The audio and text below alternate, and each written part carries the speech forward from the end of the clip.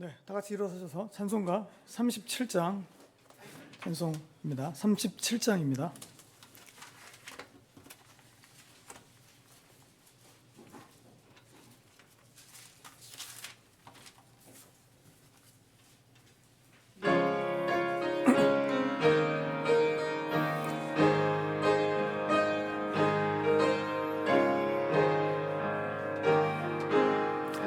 주 예수 이름 높이여 다 찬양하여라 다 찬양하여라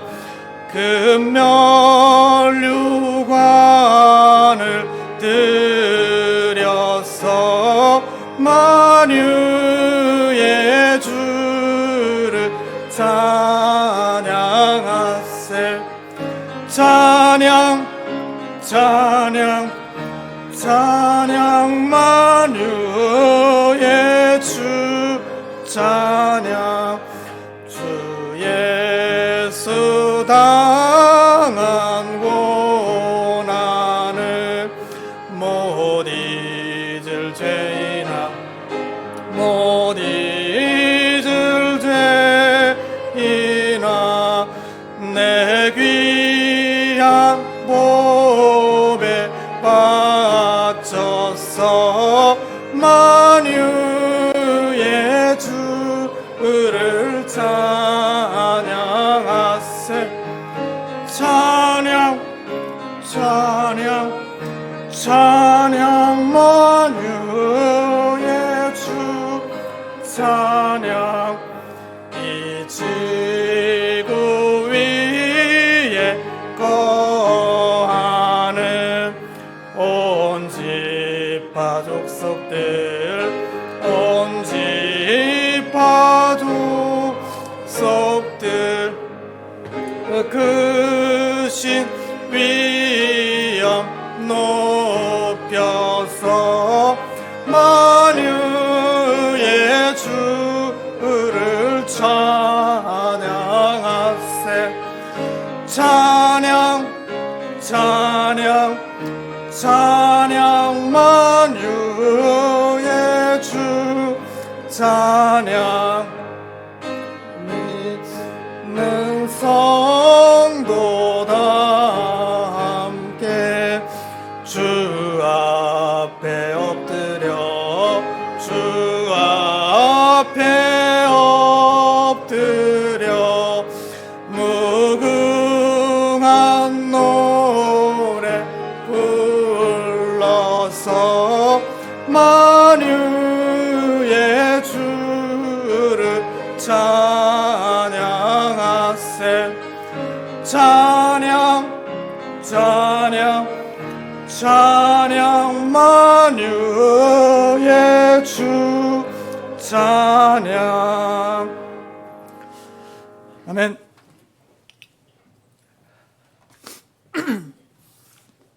하나님 아버지 감사드립니다. 우리에게 복된 또 시간을 허락하여 주셔서 우리가 교회로 모여서 주님께 경배와 찬양을 드리는 귀한 기회와 시간을 주심을 감사드립니다. 우리는 이 썩어질 이 세상과 지옥의 권세와 어둠의 왕국에서 예수님의 피값으로 우리의 이 죄들을 용서하심으로 우리를 건져주심을 참으로 감사드립니다.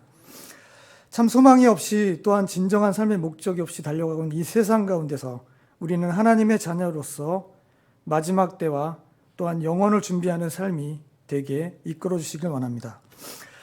무엇보다도 영원한 죽음으로 치닫고 있는 혼을 건지는 일에 우리의 시간을 드리게 하여 주시고 우리에게 주어진 이 기회들을 잘 사용하도록 우리가 준비가 될 수 있도록 도와주시옵소서. 우리에게 맡겨주신 사역들을 잘 감당할 수 있는 힘을 더하여 주시고 말씀 사역과 선교 사역 그리고 교회를 세우는 사역들 그리고 성도들을 세우는 일들 우리가 힘을 내어서 할 수 있게 하여 주시고 우리 각자가 더욱더 깨어서 우리에게 허락하신 각자의 부르심에 따라 이 남은 기간을 믿음 안에서 걷도록 도와주시옵소서. 더욱더 울부짖는 사자와 같이 날뛰는 이 마귀의 권세를 우리가 능히 물리치고 승리하는 날마다 삶이 되도록 인도하여 주시옵소서. 오늘의 경배와 찬양, 말씀 선포 모든 순서 가운데 주님께서 풍성한 은혜로 우리와 함께하여 주시고 주님의 임재하심 가운데 우리의 마음이 또 새롭게 되는 시간이 되게 하여 주시옵소서. 곧 우리를 공중으로 부르실 예수 그리스도의 이름으로 기도드립니다. 아멘. 앉아주십시오. 찬송가 35장 찬송 드린 후에 헌물 기도가 있겠습니다. 35장입니다.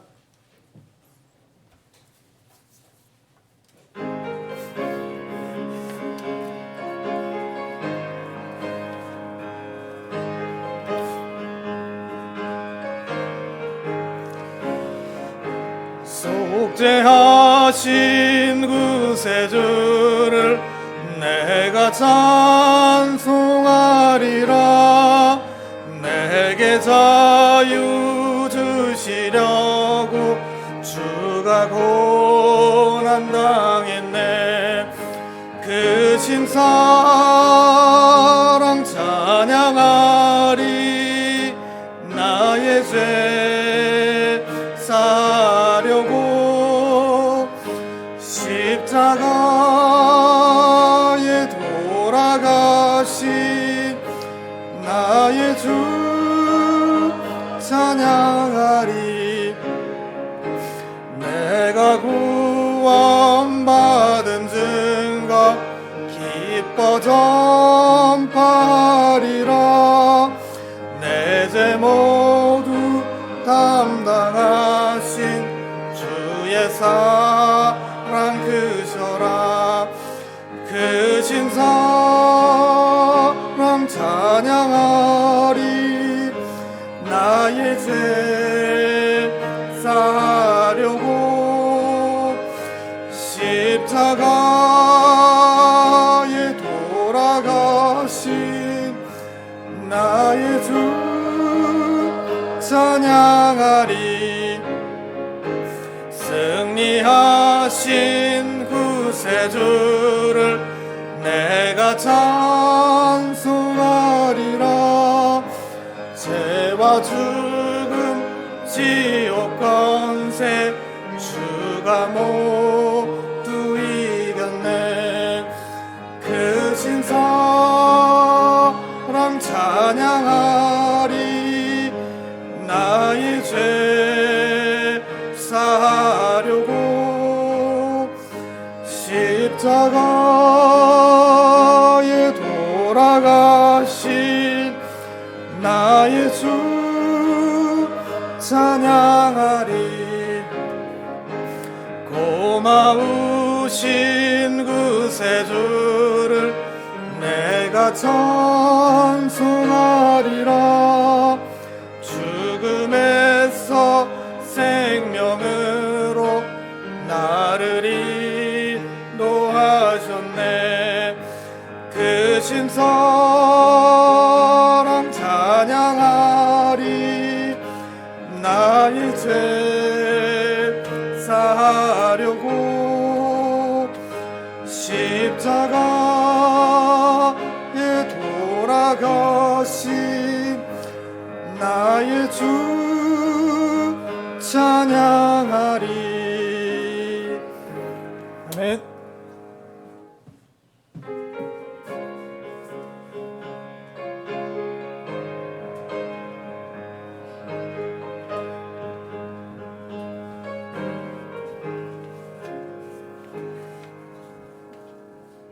기도드리겠습니다.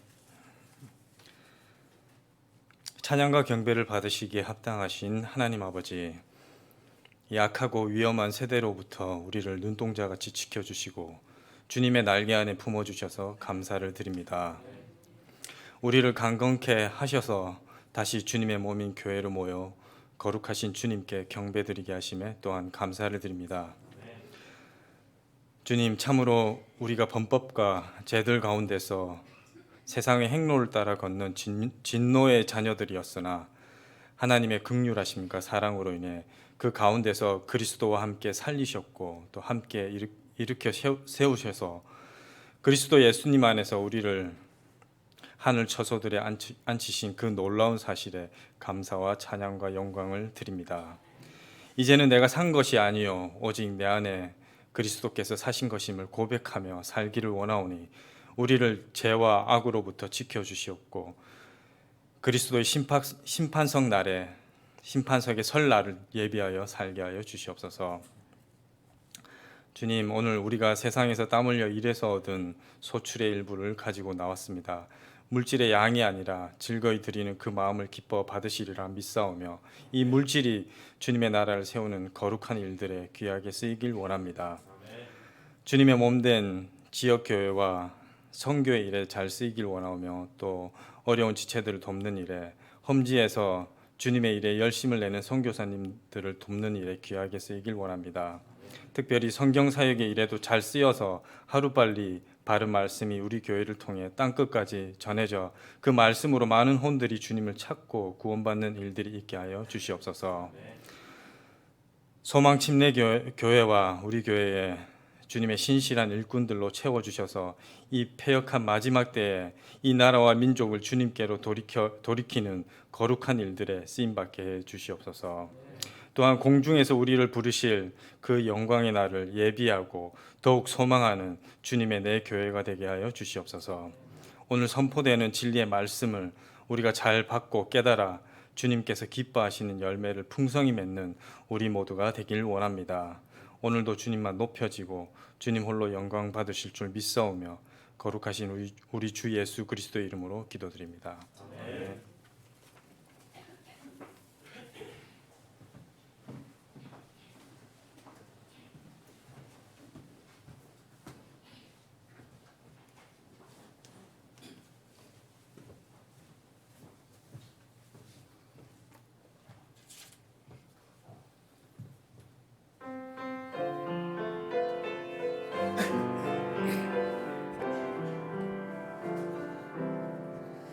밤은 어둡고 날은 길어도 완전한 길로 주 날 인도해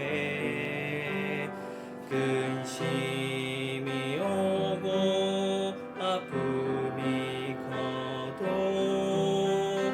언제나 나는 주 섬기려네. 주께서 선한 사람 걸음 정하고 그의 길을 기뻐하네. 넘어져도 완전히 쓰러지지 않네. 주께서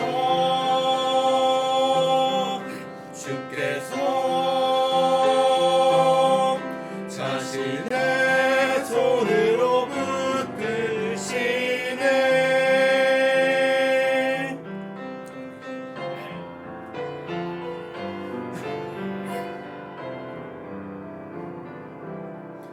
오 전능하신 주 작은 내가 넘어져도 주 신뢰하게 해. 거룩하신 주 실수가 없네. 나 그리스도 함길 원하네. 주께서 선한 사람 걸음 정하고 그의 길을 기뻐하네.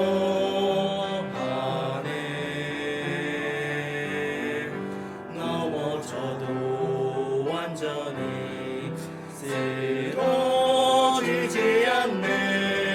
주께서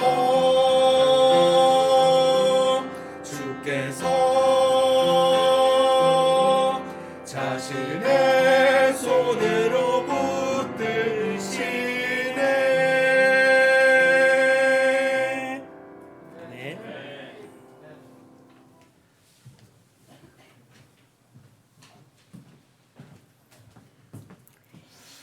네, 특송 감사드립니다.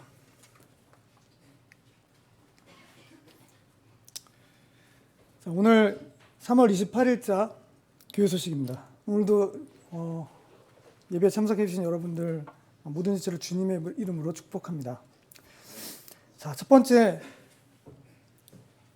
현 단계의 정부 방역 지침이 다시 2주 연장이 되어서 4월 11일까지 현재와 같이 모일 수가 있습니다.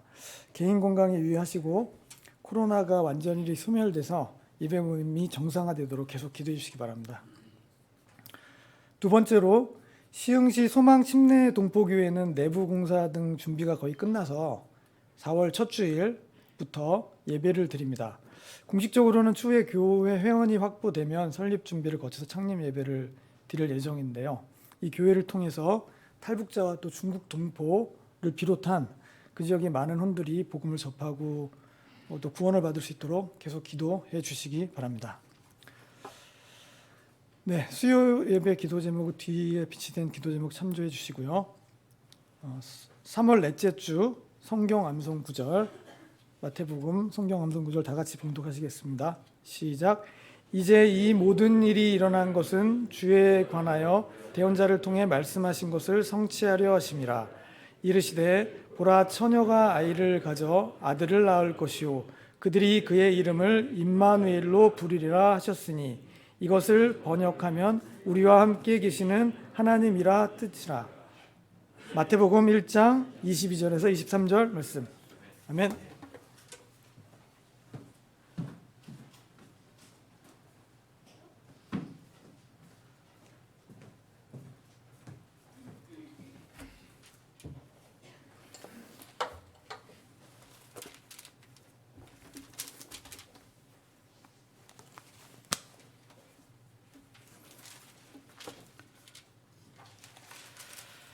우리 좌우 앞뒤 우리 지체들 서로 목례로 인사를 좀 나누시고 어,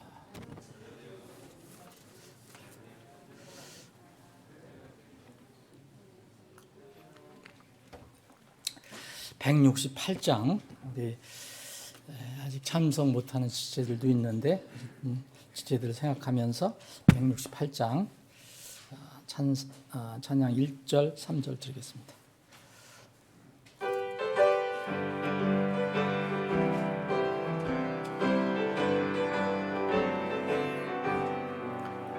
하나님의 나팔 소리 전지진동할 때에 예수 영광 중에 구름 타시고 천사들을 세계 만국 모든 곳에 보내어 구원 얻은 성도들을 모으리. 나팔 불 때 나의 이름, 나팔 불 때 나의 이름, 나팔 불 때 나의 이름, 부를 때에 잔치 장려하겠네. 주님 다시 오실 날을 우리 알 수 없으니 항상 기도하고 깨어 있어서 기쁨으로 보좌 앞에 우리 나가서도록 그때까지 참고 기다리겠네. 나팔 불 때 나의 이름, 나팔 불 때 나의 이름, 나팔 불 때 나의 이름, 부를 때에 잔치 장려하겠네. 아멘. 지금 코로나 확진자가 하루에 400에서 500명이, 어제는 500명이 넘었는데 저는 또 이게 단계가 또 높아질 줄 알고 좀 걱정을 했는데 그래도 그냥 계속 유지를 시켜주네요. 고마운 겁니까? 이거 어떻게 해야 됩니까? 그래서 이렇게 우리 교회는 그대로 모이게 됐는데 여전히 여러분 5명 이상 모이면 안 돼요. 4명 이상 모이면. 그래서 어쨌든 이 코로나가 이제 백신도 나오고 그래서 금년 11월까지는 이제 다 면역을 형성해서 이제 그때는 코로나에서 자유롭게 생활할 수 있도록 그렇게 하겠다니까 조금 더 기다려 보시고 각자 여러분들 개인 건강에 유의하시기 바랍니다. 좀 많이 모이는데 뭐 식당 같은데 어쩔 수 없이 밥 먹으러 가겠지만 많이 모이는데 그런 데는 좀 여러분들 주의를 하시면 좋겠습니다.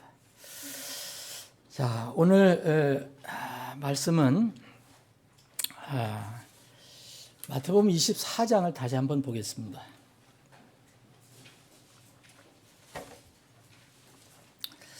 마태복음 24장 3절부터 주님께서 올리브산에서 감람산에서 이렇게 마지막 때에 관해서 말씀하신 부분을 어떤 부분만 좀 살펴보겠습니다.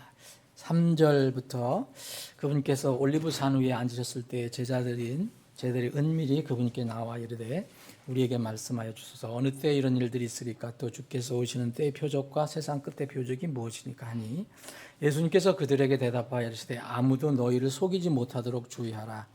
많은 사람이 내 이름으로 와서 내가 그리스도라 하며 많은 사람을 속이리라. 또 너희가 전쟁과 전쟁의 소문을 들을 터이나 주의하여 불안해하지 말라. 이 모든 일들이 반드시 일어나야 하되 아직 끝은 아니니라. 민족이 민족을 왕국이 왕국을 대적하여 일어나고 곳곳에 기근과 역병과 지진이 있으리니 이 모든 것이 고통의 시작이니라. 그때 그들이 너희를 넘겨주어 고통받게 하고 너희를 죽이리니 너희가 내 이름으로 인해 모든 민족들에게 미움을 받으리라. 그때 많은 사람이 실족하고 서로 배반하여 넘겨주며 서로 미워하고 많은 거짓 대언자가 일어나 많은 사람을 속이며 불법이 성행함으로 많은 사람의 사랑이 식어지리라. 그러나 끝까지 견디는 자 곧 그는 구원을 받으리라. 왕국의 이 복음이 모든 민족들에게 증거가 되기 위해 온 세상에 선포되리니 그제야 끝이 오리라.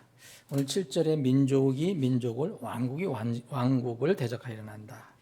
그리고 9절에 보면 뒷부분에 모든 민족들에게 미움을 받는다. 그리고 14절에 왕국의 이 복음이 모든 민족들에게 증거가 되기 위해 온 세상에 선포된다. 그때야 끝이 온다. 25장 한 절 더 읽어드리겠습니다. 31절입니다. 인자가 자기의 영광 중에 모든 거룩한 천사와 함께 올 때에 자기의 영광의 왕좌에 앉아서 모든 민족들을 자기 앞에 모으고 목자가 염소들로부터 자기 양들을 갈라내듯 그들을 일일이 분리하여 그분께서 양들을 자기 오른편에 두되 염소들은 왼편에 두시리라. 아버지 하나님, 오늘도 저희들에게 이런 큰 특권, 은혜를 주심을 감사합니다. 하나님이 집에 모여서 주님을 찬양하고 경배하는 이 기쁨을 주심을 감사합니다. 이 시간에 또 생명의 말씀을 주셨으니 저희들이 주님 앞에, 주님의 말씀 앞에 부복해서 겸손히 주님께서 주시고자 하는 그 말씀의 교훈을 받기를 원합니다. 우리 각자에게 참으로 생명의 양식이 되는 이 말씀들이 되게 해 주시옵소서. 거룩하신 예수님의 이름으로 기도합나이다. 아멘. 지난 주에 하나님의 마지막 역사 속에 있는 민족과 나라들, 오늘 여기 그 7절에 민족이 민족을 왕국이 왕국을 대적하여 일어나리니 그런데 이 왕국이라면 지금 쉽게 얘기하면 나라라는 것이죠. 나라와 왕국은 조금 차이가 있지만 어쨌든 그런 의미입니다. 그래서 마지막 역사 속에 민족과 나라들, 지난주에는 첫 번째 이스라엘에 대해서 우리가 살펴봤습니다. 오늘은 우리 민족이 속해 있는 대한민국, 한국에 대해서 좀 살펴보기를 원합니다. 이렇게 얘기하시니까 또 혹시 어떤 분들은 야, 요새 무슨 애국심이 대단한 무슨 그런 사람인가 그래서 그걸 보니까 요새 신조어로서 국뽕이라고 그러더라고요.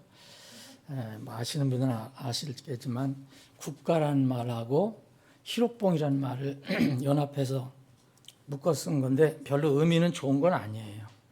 그래서 이게 사실은 삐뚤어진 국수주의, 민족주의를 얘기할 때 국뽕이라고 얘기하는데 저는 여러분 그런 사람들, 그런 뭐 유튜브 같은 데 보니까 꽤 많이 나오는데 그런 사람들처럼 말씀드리는 건 결코 아닙니다. 하나님의 계획 가운데 우리 민족이 연관되어 있다고 저는 확실히 믿기 때문에 이렇게 말씀을 드리는 겁니다. 세계에서 유일한 분단 국가가 아직 우리나라로 남아 있습니다. 북쪽은 인류 역사상 가장 잔인하고 포악하고 무도한 공산 정권의 통제를 받고 있어요. 그래서 북한은 세계에서 유일하게, 뭐 통제받는 나라도 있지만 세계에서 유일하게 완전히 복음이 통제되는 지역입니다. 이걸 한번 여러분들이 한번 잘 이렇게 생각을 해보시면 좋겠습니다. 물론 북한에 지금 우리 선교사님들이 은밀하게 뭐 USB 같은 것을 이렇게 들여보내서 복음을 전하려고 했지만 이 어떤 법적으로나 공식적으로나 외면적으로나 이건 불가능한 얘기입니다. 그래서 전 세계 어느 나라에서도 이런 복음이 통제된 지역은 없습니다. 모슬렘 지역에서도 사실 다 들어갑니다. 어렵고 위험하지만. 그래서 저는 이 한반도가 하나님의 예언의 말씀의 성취와 연관된 장소라고 개인적으로 확실히 믿습니다. 여러분들은 동의하시지 않아도 저는 그렇게 믿습니다. 오늘 본문 말씀에 보면 민족이 민족을, 나라가 나라, 왕국이 왕국을 대적하여 일어난다. 그래서 이게 마지막 끝이 아닙니다. 끝이라는 것은 예수님이 오실 때를 끝이라고 하는 거죠. 근데 그 전에 일어나는 현상이에요. 근데 이 끝이 아직 아닐 때 이런 일이 일어나는데 지금 우리 주위에서 여러분들 또 요새도 어떤 그 상황이 그렇게 돼가잖아요. 중국하고 미국하고 유럽하고 이렇게 대립이 돼가고 뭐 어디에서는 뭐 쿠데타가 일어나고 자기 민족끼리 서로 이렇게 죽이고 살리고 뭐 이런 일들이 일어나요. 이건 주님 오실 때까지 계속 이런 일이 일어날 것이고 소문이 일어날 것입니다. 근데 이것이 고통의 시작이에요. 슬픔의 시작이지 끝은 아직 아니라 그랬어요. 제자들이 끝이 언제냐고 물어봤거든요. 세상 끝이 표적이 뭐냐 이렇게 물어봤을 때 주님께서 끝을 자꾸 얘기합니다. 그러면서 9절에 보면 또 모든 민족들에게 그리스도인들이 미움을 받을 것이다. 그리고 오늘 읽은 14절은 이 왕국의 복음, 그리스도가 통치하신다는 이 왕국의 복음이 모든 민족들에게 증거가 되기 위해서 이건 반드시 증거가 되어야 된다. 그러면 증거가 되기 위해서는 어떻게 되느냐?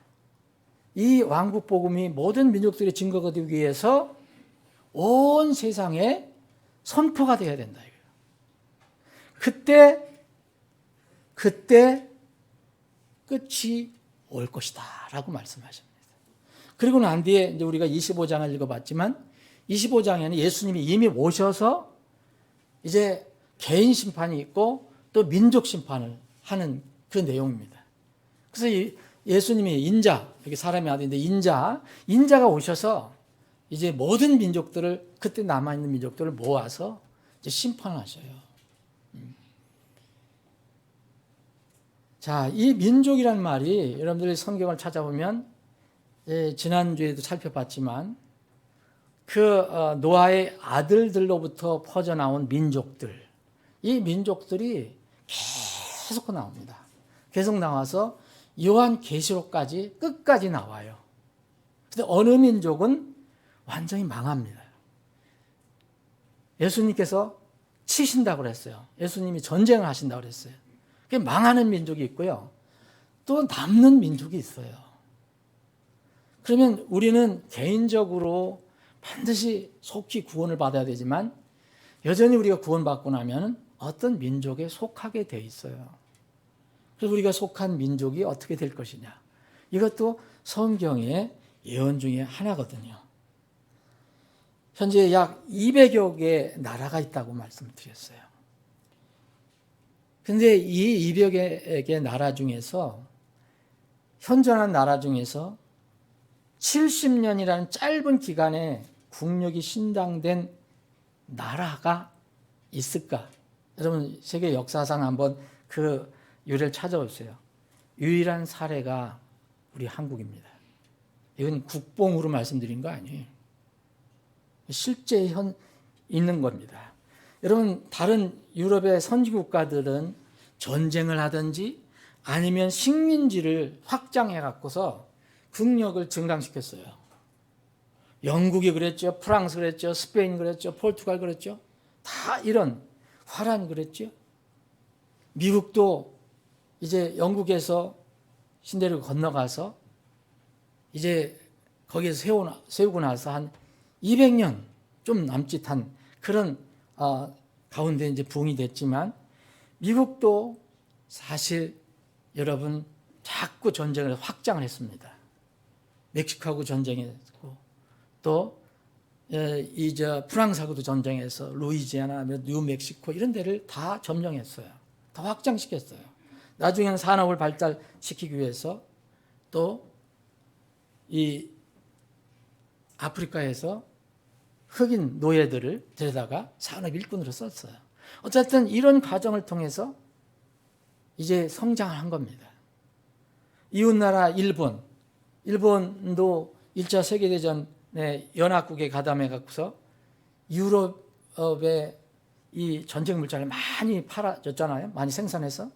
그때 좀 일어났어요. 그래서 좀 강대국이 되었다 이렇게 하다가 좀 교만해져 갖고서 배부르니까 또 욕심이 생겨서 2차 대전 일으켰잖아요. 그러다가 쫄딱 망했죠. 패망했죠. 그런데 우리나라에서 6.25 전쟁이 일어나서 또 6.25 전쟁 때 그 전쟁 물자를 생산해내냐고 또 국력이 또 일어났어요. 이런 케이스는 다 이런 어떤 이유가 있어요.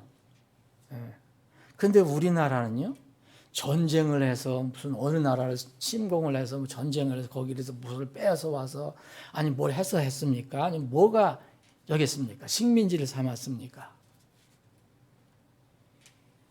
한국은 전쟁을 통해서 완전히 폐해가 됐어요. 그전에도 뭐 지지리도 못 살았는데 그런데 폐허가 된 것뿐만 아니라 남북이 체제상 늘 전쟁의 위험 속에 있어요. 서로 으르렁거려서. 북한 공산주의는 항상 공산당은 이 남한을 먹으려고 그러죠. 항상 기회되면. 거기다가 국토는 얼마나 작습니까? 전 세계에서 100매두이라고 그래요. 국토 작은 나라가. 부존 자원이 많습니까? 그것도 또 지금 뭐 북한에 또 많이 있어요. 부존 자원이 있는 것도. 남한에는 별로 없어요. 전부 북한에 있어요. 그런데 20세기 말, 21세기 초 들어와서 묘하게 경제적으로 강국이 되기 시작했어요. 이제 GDP는 세계 11위라고 합니다. 수출만 하면은 세계 7번째 나라예요. 미국의 유명한 잡지 US News and World Report라는 그런 그 잡지가 있는데 거기서는 매년 세계 10대 강국을 발표해요. 이거는 꼭 그 국민 소득만 가지고 얘기하는 게 아니에요. 여기에 우리나라가 2019년에 10위였었고 2020년 작년에는 2020년은 작년에는 9위예요. 9위. 여러분 이 경제적인 것뿐만 아닙니다. 군사적으로, 문화적으로, 생활 전반적인 면에서 보면 우리나라의 인지도가 갑자기 늘어나고 있다는 것을 여러분들 아실 거예요. 소위 이것을 한류라고 그러잖아요. 우리가 그 전에 지리 공부를 할 때는 한류하면 한류와 난류 그래서 바닷물이 한류 이렇게 다 이게 차가운 물 돌아가는 데가 어디고 또 난류는 따뜻한 바닷물이 흐른 데가 어디 그거 배웠잖아요. 근데 요새 한류하면 그건 다 잊어버리고 한류하면 뭡니까? 우리나라 한자 한나라 얘에다가 흐를 유자를 쓰잖아요. 어떤 게 코리안 웨이브라고 해요. 영어로도 그렇게 얘기합니다. 이 한류라는 것이 일어나기 시작했어요. 이거 뭐 제가 말씀 안 드려도. 그래서 거기다가 K자 붙이면 다 한류예요, 요새. 예? 뭐 무슨 뭐 K-팝, K-드라마, 뭐 K-무비, K-푸드. 여러분들 이것은 제가 정말 국뽕으로 얘기해 드린 게 아니에요. 실제예요. 예. 찾아보시면 이상하게 이 세계 사람들이 요새 이상하게 그전에는 거들떠보지도 않던 김치, 고추장, 된장 무슨 이런 거를 그렇게 많이 좋아한단 말이에요. 예? 미국이나 유럽 같은데 한국 식당만 열면 잘 된다잖아요, 요새는. 뭐 요새는 그때 보지도 않았던 무슨 삼겹살, 떡볶이 무슨 뭐 이런 것까지도 아주 유명해졌어요. 여러분 이런 현상에 편승해서 하나 일어난 현상이 있어요. 그게 뭐냐면 우리나라 말이에요. 우리나라 말, 한국어. 이게 전 세계적으로 지금 인기가 가파르게 올라가고 있어요. 저는 이것을 한국어의 세계화 추세라고 보는데 뭐 영어처럼 될 수 있을까 모르겠지만 분명한 어떤 현상이 있어요. 많은 외국인들이 지금 한국어를 배우고 싶어 하는 거 여러분 분명히 알 거예요. 특히 저개발 국가. 예? 뭐 미국도 마찬가지예요. 미국도 한국어가 굉장히 인기예요. 그전에는 거들떠보지도 않았잖아요. 한국 사람들이 미국에 있으면 중국 사람이냐 혹시 일본 사람이냐 그 다음에 묻는 거거든요. 근데 요새는 한국어과가 미국 각 대학에 많이 설치되는데 일본어, 중국어를 배우는 그 사람들도 훨씬 20배, 30배 많다는 거예요. 그래서 실제로 한국어과가 공식적으로 대학들에 많이 지금 설치가 되고 있어요. 미국에도. 물론 뭐 동남아라든지 유럽이라든지 중동 지역까지 하면 엄청납니다. 우리나라에서 그래서 세종학당을 다 이렇게 세웠잖아요. 그 세종학당에서 하는 게 뭡니까? 다 지금 그 한국어를 가르쳐주고 그래서 한국어 시험을 보게 해주는 거잖아요. 한국어 시험 우리는 지금 뭐예요? 토익 보고 또 뭐예요? 예? 그저 유학 가려고 하면 보는 거 있잖아요.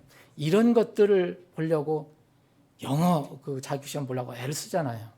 근데 그런 나라에서는 이 한국어 토픽 보려고 굉장히 애를 쓰고 있어요. 수십만 명이에요. 이미 영어 사전이나 옥스퍼드 사전이나 메리언 웹스터나 이런 미국 사전 같은 데 보면 상당한 우리 한국말이 등재가 됐어요. 그리고 등재되지 않았더라도 아주 널리 쓰이고 있고 그렇게 그 단어를 쓰고 있는 단어들이 굉장히 많습니다. 여러분 뭐 태권도, 한글, 김치, 뭐 비빔밥, 불고기, 고추 이게 다 한문 우리 저기를 써요. 영어로 저기 스펠링을 이렇게 쓰지만 다 우리말이에요. 소주 이런 거 좋지 않은 거지만 하여튼 반찬, 먹방, 오빠, 언니 이런 다 영어로 쓰고 있어요. 그렇게 말을 하고 있어요. 그 사람들이.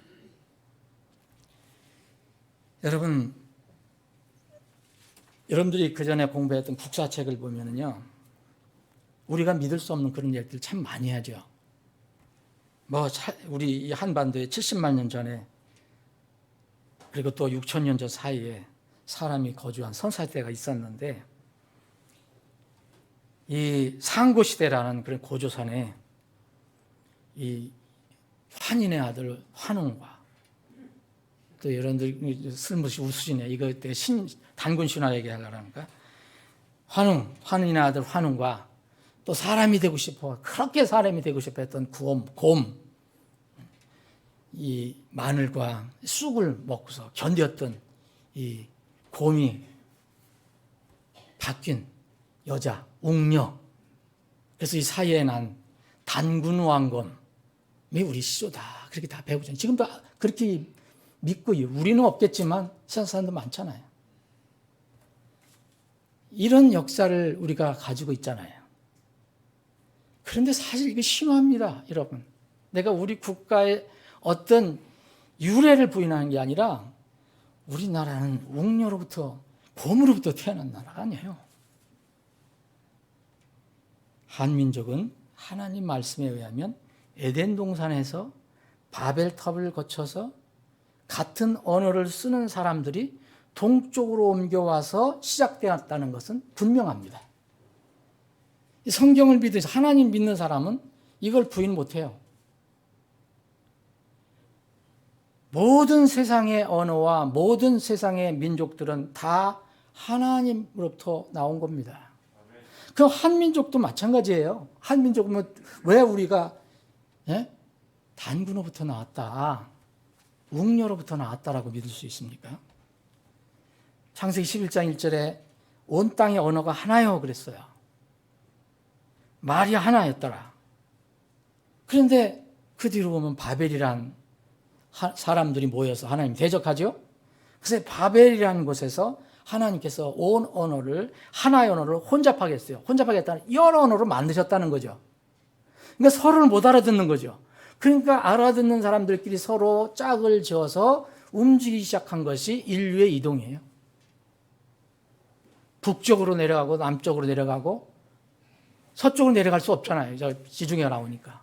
그 동쪽으로 많이 온 거죠. 우리 민족은 분명히 동쪽으로 옮겨온 그런 사람들로부터 온 것입니다. 이 언어들을 나눠서 지난주에 살펴본 것처럼 언어들을 이렇게 나누어서 그 언어들에 따라서 민족들이 또 갈라졌다고 하고 있습니다.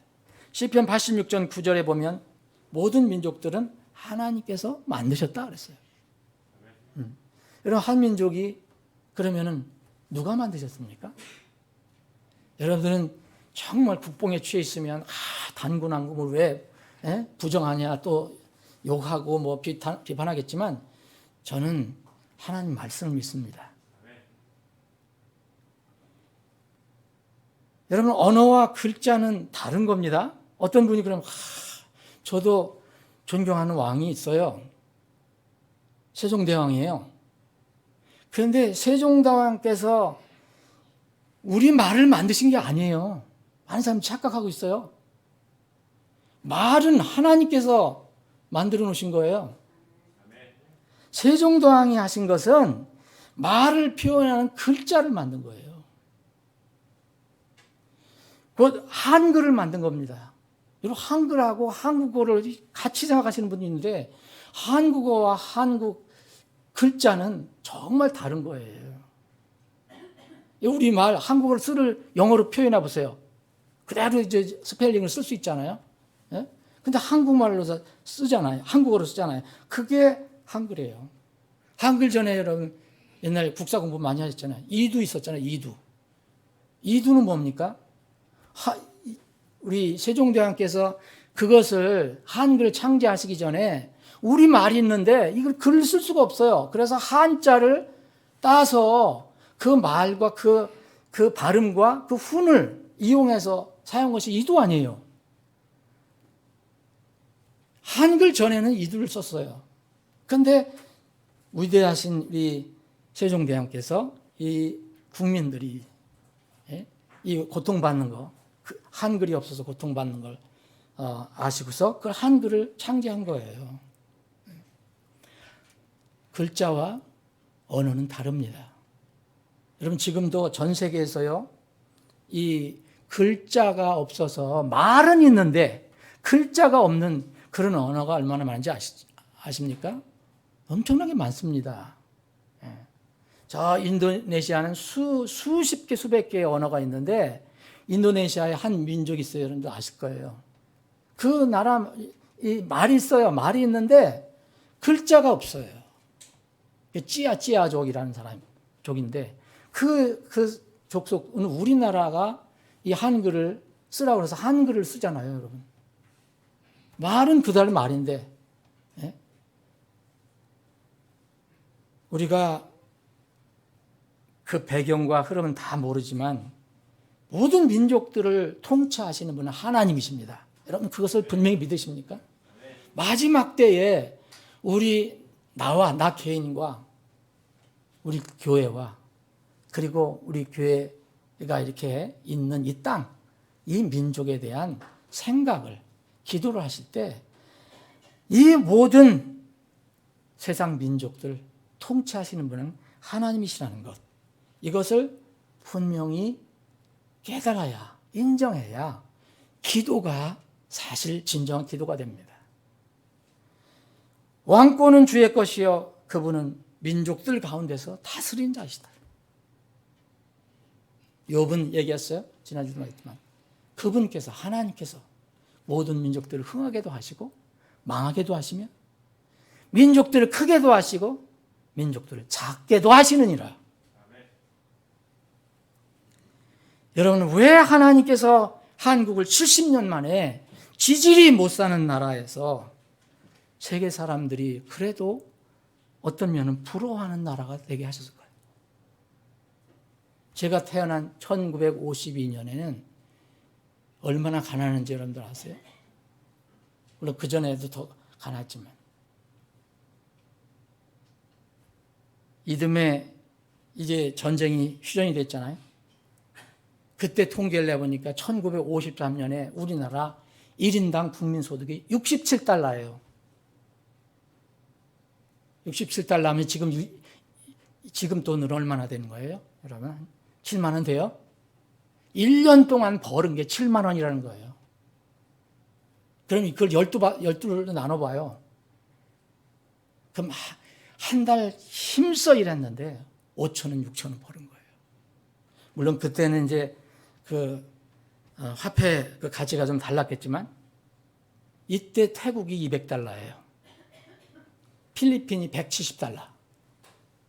그래서 우리나라가 그때 필리핀 잘 사는 나라로 생각한 거예요. 우리 박정희 대통령이 그래서 필리핀 가서 우리가 필리핀처럼만 살았어도 좋겠다라고 얘기했던 거예요.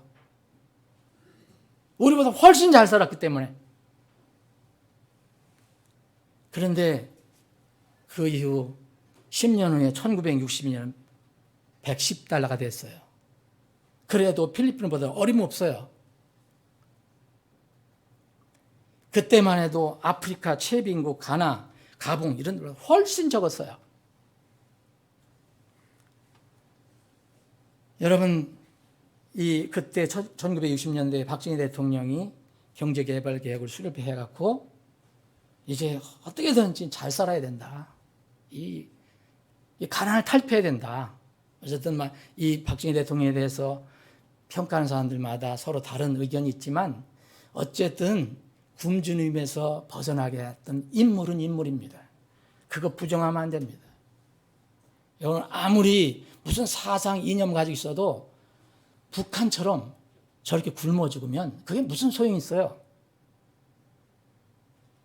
그때 경제 개발을 해갖고 여러분 1977년에 1,000불 돌파했고 1995년 1만 불 돌파했어요. 여러분 67달러에서 2018년에는 30, 50 클럽에 들어갔어요. 이게 무슨 얘기냐면 30은 이제 국민소득이 3만 달러를 얘기하는 거예요. 그리고 50은 인구 5천만. 그러니까 소득도 높아야 되고 인구도 5천만 이상 돼야지 강대국이다 이렇게 생각하는 거죠. 여러분, 중국이 굉장히 떵떵거리고 있잖아요. 지금 우리나라 것도 다 자기들 거라 그래 요새. 김치, 한복, 심지어는 손흥민이도 자기 나라 출신이고 다 요새 참 신기하죠. 어쨌든 아리랑도 자기네들 거고 그런데 중국이요, 여러분 총생산량은 미국 다음이 제일 두 번째 많지만 국민소득은 어림없어요. 중국, 인도, 러시아, 브라질 총생산량 많지만 국민소득 안 돼요. 그래서 여기 30, 50클럽에 못 들어와요. 캐나다, 호주는 우리보다 훨씬 잘 살지요.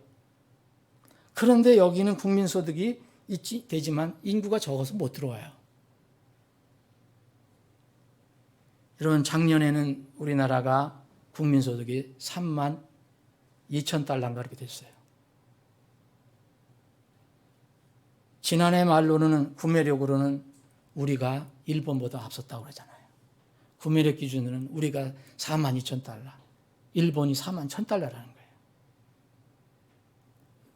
그런데 2020년도 말 북한은 1인당 국민 소득이 1년 전보다 줄어든 141만 원이에요. 1년 동안 뼈 빠지게 일했는데 141만 원 벌었어요. 그럼 한 달에 10여만 원 버는 거예요. 그게 소득이에요. 북한 소득. 그래서 우리나라의 27분의 1이에요. 여러분, 이미 한국은, 여러분들이 소속된 이 한국은 인정하든 안 하든, 우리가 원하든 원하지 않든 세계에서 개발도상국이라는 이름 대신 어느덧 선진국으로 불려지고 있어요. 우리 교회가 여러 군데 이제 선교를 하잖아요, 지금. 한 달에 많이 못 도와주지만 10만 원, 혹은 20만 원 이렇게 도와드리는데 이분들 다 지금 계속 우리 교회 이 편지 올 때마다 방문해달라는 거예요. 한번 와주세요. 우리 선교하는 것을 한번 보시고 눈으로 보아주세요, 이거예요. 제가 9년 전에 필리핀에 갔을 때 여러분 한번 말씀을 드렸을 거예요. 정말 저는 그렇게 가난한지 몰랐어요, 필리핀이. 우리나라보다 훨씬 잘 살았던 나라가 60년대만 해도 훨씬 잘 살았던 나라가 지금 9년 전에 갔을 때 너무너무 못 살아요. 제가 농심 얘기 한 20여 개 그 교회를 다녀봤는데 하루에 몇 개 교회씩 다녔는데 정말 제대로 된 교회가 없어요. 무슨 말이냐면 정말 다 가난해요. 한두 교회 외에는 그 한두 교회도 정말 힘들어요. 보니까 어느 교회는 무슨 뭘 이렇게 쳐놓고 커튼을 쳐놓고 예배를 드리고 목사님이 그 뒤에서 살고 그래서 그 기쁘게 선교를 하고라는 걸 봤어요. 그때 제가 그분들의 눈빛이 다르다는 걸 알았어요. 우리를 쳐다보는 한국에서 온 목사라 그러니까 그 토마스 트라우스 목사님 소개해 주셔서 간 거 아닙니까 그게? 그 달라요. 그래서 지금까지도 계속 도움이 요청 와요. 내가 알지도 못해 기억 못하는 그런 교회에서도. 그만큼 못 살아요.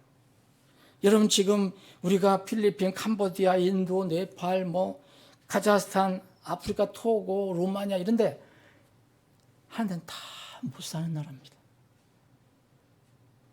이젠 선교지역 단순히 방문 못해요.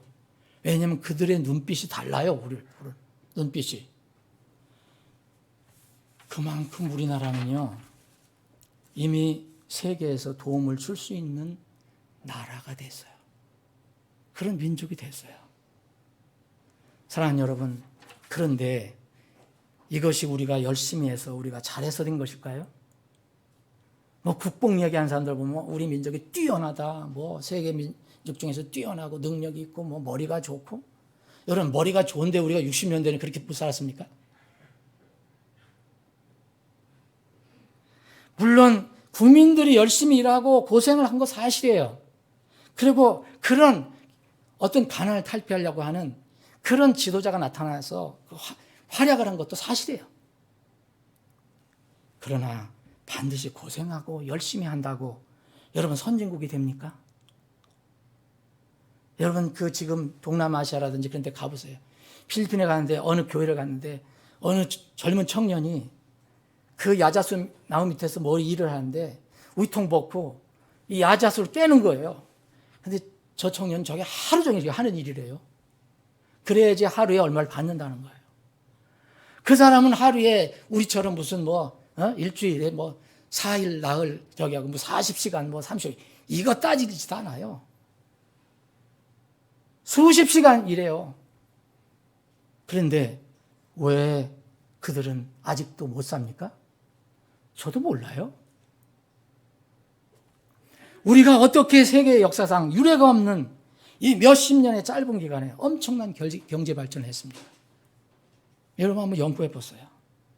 정치인들이 정치를 잘해서 천만의 말씀입니다. 여러분, 이 정부가 좌파 사상을 가지고 있으면 산업을 자꾸 제한시키려고 그래요. 그래서 사회주의가 무서운 거예요. 산업과 기업 활동을 지원하는 것보다는 나눠 먹으려고 그러죠. 예?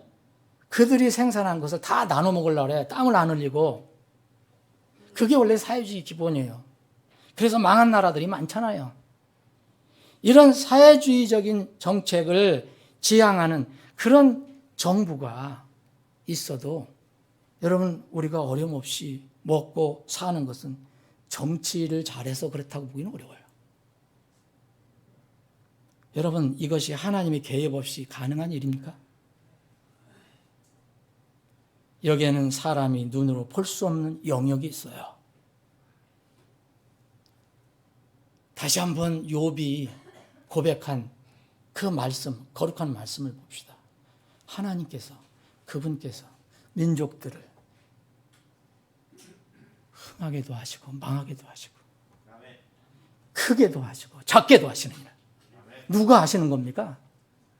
사람들은 거기서 쓰임을 받는 것뿐이에요. 하나님의 계획하심과 뜻하심이 있어요. 하나님의 은혜예요. 그러면 왜 우리나라, 왜 우리 민족에게 이런 은혜를 베푸신다고 생각하십니까? 왜 하나님께서 우리나라를 다른 나라에 비해 잘 살고 잘 먹는 나라가 되게 하셨을 거예요? 하나님의 일을 위해서 무슨 민족을, 어떤 민족을 쓰시는 거예요. 보세요. 창세기서부터 계속 민족이 생겨왔잖아요. 어느 민족이 망해요. 사라져요. 어느 민족이 또 계속 남아있어요. 근데 마지막까지 민족이 있어요. 민족들이. 그런데 이 어떤 민족을 주님 오셔서 망해버려요. 심판받아요. 근데 여전히 민족이 쓰임을 받는 민족이 있어요. 우리가 어느 민족이 쓰임받고 어느 민족이 쓰임 못 받는다, 이건 몰라요. 그런데 결론적으로 보면 그런 하나님 말씀이 나오는 거예요. 사랑하는 여러분 태어나면, 여러분들이 태어날 때 국적을, 요새는 바꿀 수 있지만 여러분들이 국적을 택해서 태어납니까? 북한 동포들이 지금 울부짖는 게 뭐냐면, 우리가 왜 북한에 태어났네? 이 남한에 태어나거나 미국에 태어났으면 그 고생 안 하는데. 여러분, 이거 어떻게 이해를 할 수 있어요? 국적을 요새는 바꿀 수 있지만 어떻게 태어날 때, 출생할 때 국적 바꿀 수 있어요? 근데 왜 한민족 하나님께서 세우셨을까? 여러분, 정말 이걸 하나님의 은혜를 모르고 이른바 소위 국뽕에 취해서 교만해서 뭐 우리 민족이 똑똑하고 무슨 능력과 재주로 뭐 이룬 것처럼 하나님 앞에서 교만하고 그러면 이 경제, 이 문화 한순간에 훅 날아갈 수 있어요. 여러분, 저 남미의 베네수엘라 보세요. 존이에요. 거기는 석유가 펑펑 나오는 곳이에요. 엄청나게 잘 살았죠? 석유 막 나오니까. 근데 무슨 나라가 들어섰어요? 사회주의 나라가 들어섰어요. 다 나눠주는 거예요. 그냥 무상복지. 지금 망했잖아요. 여러분 보세요. 휴지 한 톨을 사는데도 돈을 이만큼 싸가지고 가야 된대. 쓰레기통을 뒤져서 음식을 나누고. 그래서 전부 미국으로 올라오잖아요. 그쪽으로. 여러분, 한류 중에서 여러분 특별히 언어에 관해서 저는 주목을 하고 있거든요. 언어에 대해서. 그리고 한류라는 것은 우리가 기분이 좋다 이거보다도 한류라는 것은요, 한국의 흐름이라는 건데, 한국의 흐름이라는 게 뭐예요? 우리나라 땅덩어리가 흘러간다는 게 아니라 우리 한국 사람에 대한 생각이 세계에서 바뀐다는 거죠. 한국 문화에 대해서, 한국 언어에 대해서. 여러분, 옛날에 가면은 한국 사람들, 옛날에 세계 여행 다니면 한국이 어디에 붙어 있는지도 모르고. 근데 요새는 한국 사람이면 대접받는 데잖아요. 여러분, 우리나라 여권이 전 세계에서 여권 파워가 1위, 2위예요. 여권이라는 게 뭐냐면, 여권 파워가 뭐냐면, 그냥 우리나라 여권만 있으면 비자 안 받고 들어갈 수 있는 나라가 190개인가 189개가 돼요. 이렇게 뭐 우리가 어디 예뻐서 그 사람들이 이렇게 해준 걸까요? 뭔가는 그렇게 바라보는 거잖아요.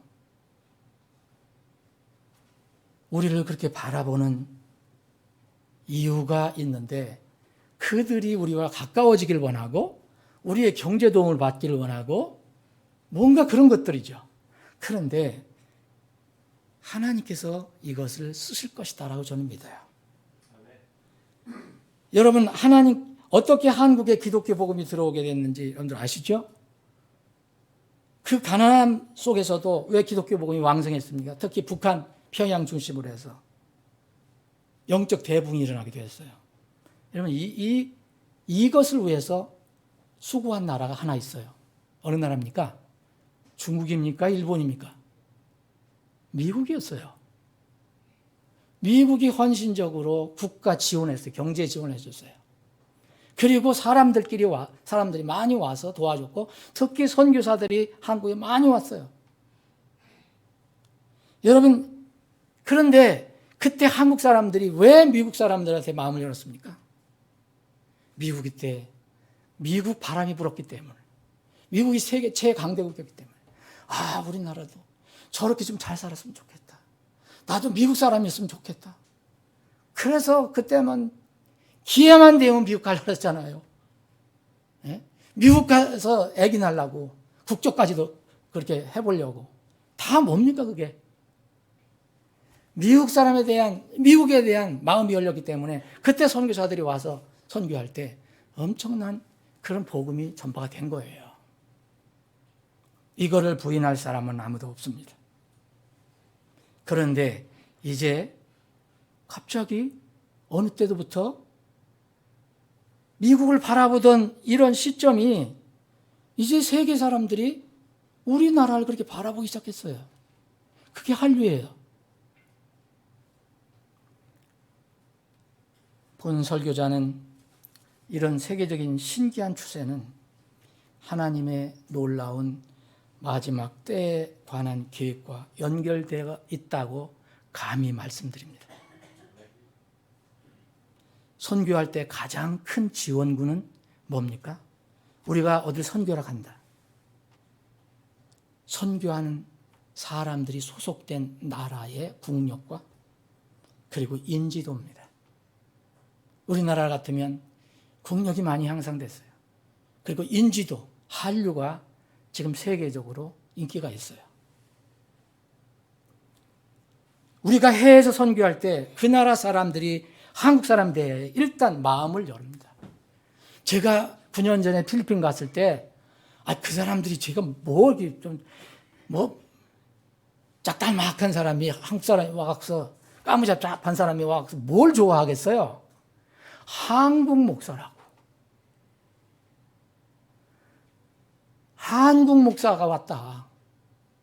그 한국 교회에서 뭘 좀 도와줬으면 좋겠다. 이런 마음이 열린 거예요. 한국 사람들에 대한 오픈이 된 거예요, 마음이. 이럴 때 선교는 이루어집니다. 우리나라 선교사들이 필리핀에 많이 나가 있어요. 거기에 필리핀 사람 많이 모였어요. 우리나라 사람들이 가난한 나라 가 있는 데는 다 사람들이 많이 모입니다. 사랑하는 여러분, 한국을 쓰시려고 준비하시는 기간에 하나님은 미국을 쓰셨어요.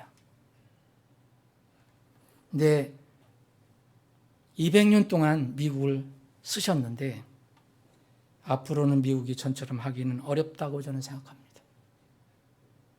미국이 다시 돌아왔으면 좋겠는데 이제 미국에서도 불행하게도 좌파 사상, 사회주의, 심지어는 공산주의를 공개적으로 언급하는 사람들이 많이 늘어나고 있어요.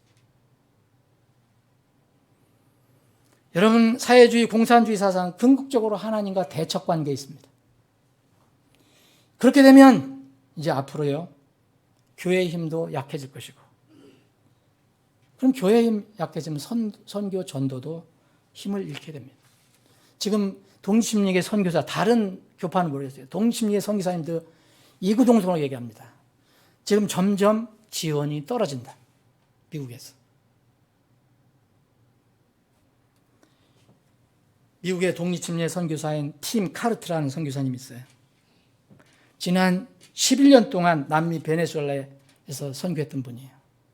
이분이 그 나라에서 그렇게 꽤 잘 살던 나라에서 갑자기 이 사회주의 정권이 들어와서 무상복지 정책을 피기 시작해갖고 사람들이 게을러지고 일도 안 하고 이렇게 해서 결국은 지금은 사회주의 독재 체제가 완전히 뿌리 내렸잖아요.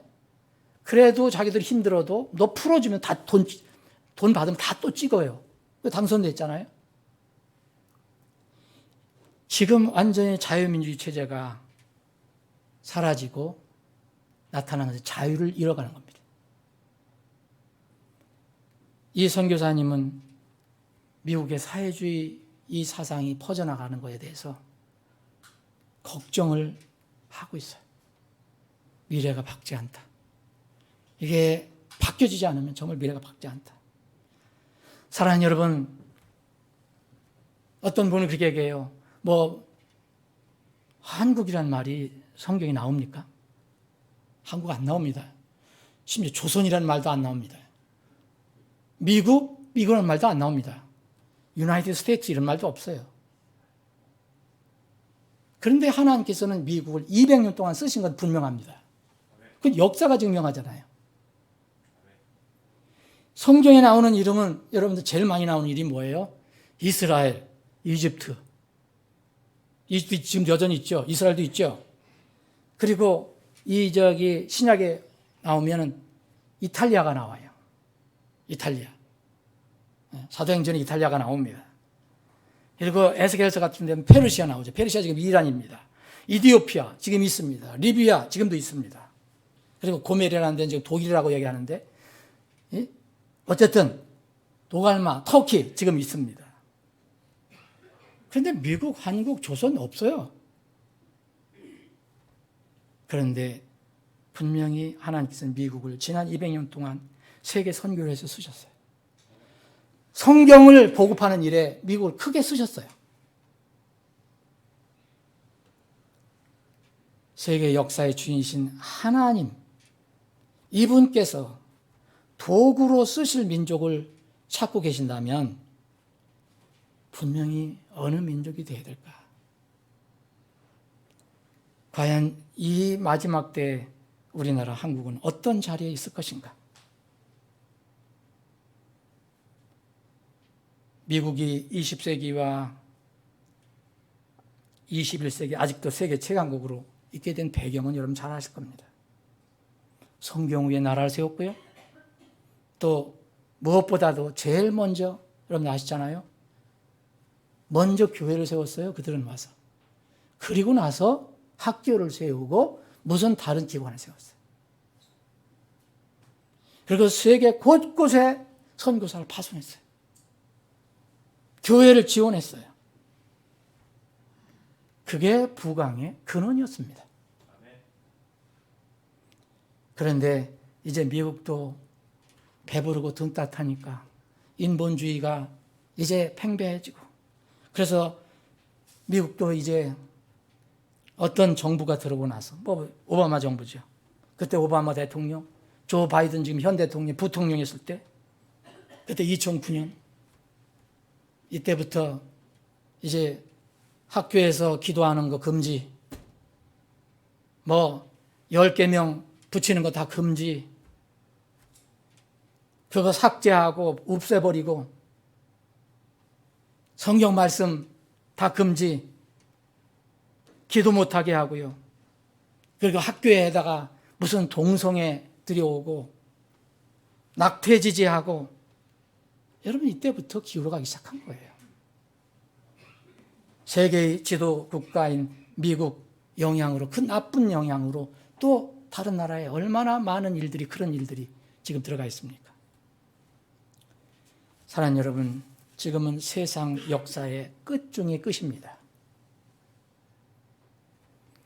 그 끝으로부터, 여러분이 성경의 계시록의 끝에서부터 한번 역으로 한번 살펴보세요. 역으로 한번 살펴보세요.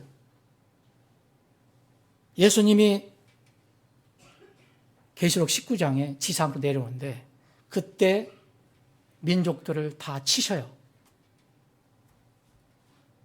그리고 이 계시록 21장에 보면 구원받은 사람들로 구성된 민족들이 남아있는 것으로 보입니다.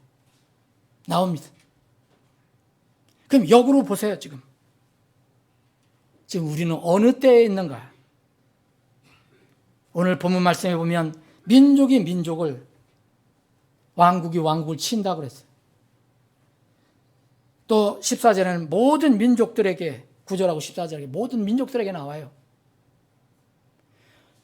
모든 민족들에게 제자들이 고통을 받게 될 것이고, 또 그러나 이 모든 민족들에게 복음이 선포되어야지 주님이 지상재림하십니다. 그런데 지상재림과 공중재림을 동일선상에 보는 사람들도 있지만, 만약 이것이 갭이 있는 사건이라고 본다면 우리는 어느 시점에 있다고 여러분들 생각하십니까? 휴거가 지상재림과 다른 사건이라고 믿는다면 우리는 참으로 가까운 시대에 살고 있는 거죠. 그런데 25장에 넘어가니까 인자가 다 이제 심판, 다 이 지상에 오셔서 다 정리하시고 민족들을 모아서, 남아있는 민족들을 마지막으로 또 심판하셔요. 이스라엘 관계에서 어떻게 했는가?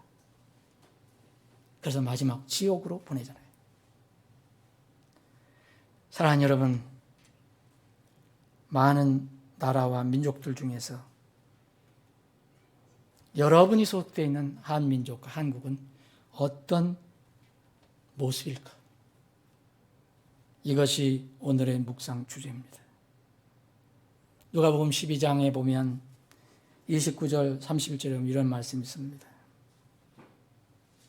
너희는 무엇을 먹을까 무엇을 마실까 구하지 말며 마음에 의심하지도 말라. 이 모든 것은, 누가복음에는 특이하게 해놨어요. 마태복음에는 개인적으로 얘기했지만 누가복음 12장에는 이 모든 것은 세상 모든 민족들이 구하나니 이렇게 됐어요. 보세요. 하나님 편에서 볼 때 이 세상 민족들이 하는 거 보세요. 지금 다 그런 거 아닙니까? 경제력, 군사력, 뭐 어떻게 패권, 전부 이거 아닙니까? 근데 이렇게 말씀하십니다. 이 모든 것은 세상 민족들이 구하나 너희 아버지께서는 이 모든 이것들이 너희에게 필요한 줄 아시느니라. 오히려 너희는 하나님의 왕국을 구하라. 그리하면 이 모든 것을 너희에게 더하시리라. 사랑하는 여러분, 민족 안에 우리 각자가 있습니다. 우리 민족 안에 우리 각 가정이 있습니다. 우리 민족 안에 우리 교회가 있습니다. 세상의 끝이 오기 전에 온 세상 모든 민족들에게 그리스도의 복음이 선포되어야 하는데 어느 나라, 어느 민족, 어느 가정, 어느 성도, 어느 교회가 쓰임을 받을까? 이것이 주님께서 우리에게 물으시는 그런 말씀입니다. 부디 마지막 때임을 인식하시고 마지막 때에는 나는 주님과 어떤 관계에서 살 것인가를 깊이 묵상하시는 시간이 되시기를 주님의 이름으로 축원합니다. 기도합니다.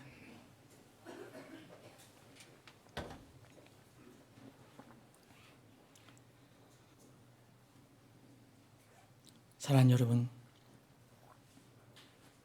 바울 사도는 디모데 사역자에게 이런